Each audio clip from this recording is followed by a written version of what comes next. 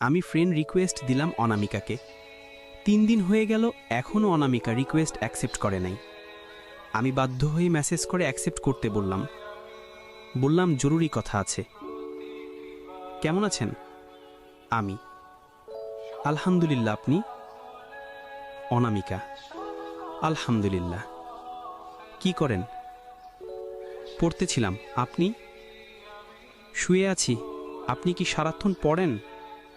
পড়াশোনা ছাড়া আর কোনো কাজ নেই। আচ্ছা, আমাকে পড়াবেন? আমি ছেলেদের প্রাইভেট পড়াই না। আমাকে পড়ানো যায় না? আপনি আমার কে হন যে আপনাকে পড়াতেই হবে? আপনি যা হতে বলবেন। কিছু হওয়া লাগবে না। আপনাকে আমার ভীষণ ভালো লাগে। মাথা ঠিক আছে? আপনি কাকে ভেবে কাকে কি বলছেন? আমি অনামিকা নন? আমি অনামিকা, তবে আপনি হয়তো অন্য অনামিকাকে ভেবে আমাকে এসব কথা বলছেন। না, আমি আপনাকেই বলছি। আপনি দেখতে অনেক কালো। আমি জানি আপনি দেখতে কালো, তবে আপনি হয়তো জানেন না আপনার চেহারা অনেক মায়াবী। মজা নেন? সত্যি বলছি। আমি অফলাইন হয়ে গেলাম। অনামিকার জন্য আমার মায়া লাগে, তবে জীবনসঙ্গী করার ক্ষেত্রে আমার মন বেশি আগ্রহী নয়। বন্ধু মামুনের সাথে বলেছিলাম ঠিক, তখন হয়তো আবেগ কাজ করেছিল আমার মনে। তবে বিবেক দিয়ে চিন্তা করে দেখলাম একটা কালো মেয়ের সাথে সারা জীবন কিভাবে থাকব। তবে আমার অনামিকার জন্য ইদানিং আমার মায়া খুব বেশি বেড়ে গিয়েছে।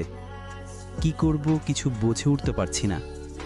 আচ্ছা, অনামিকাকে নিয়ে আমি কেন ভাবছি? থাকুক না অনামিকা অনামিকার মতো, তাতে আমার কি। তবে জানি না কেন অনামিকার মুখটি বারবার আমার চোখের সামনে ভেসে ওঠে। আমি সত্যি ভাবতে চাই না অনামিকাকে নিয়ে। এগুলো আমাকে পুড়ে পুড়ে খাচ্ছিল। কি করব আমি ভেবে পাচ্ছিলাম না। আম্মুর কাছে চলে গেলাম। আচ্ছা আম্মু, একটা কালো মেয়েকে আমার সাথে কেমন লাগবে? এটা আবার কেমন প্রশ্ন? আম্মু, আমার জানা জরুরি, তুমি উত্তর দাও। শুন, তোর জন্য আমি একটা মিষ্টি লাল টুকটুকে বউ আনবো। একদম রাজকন্যার মতো দেখতে হবে। আমার ছেলে তো রাজপুত্রের থেকে কোনো অংশে কম নয়।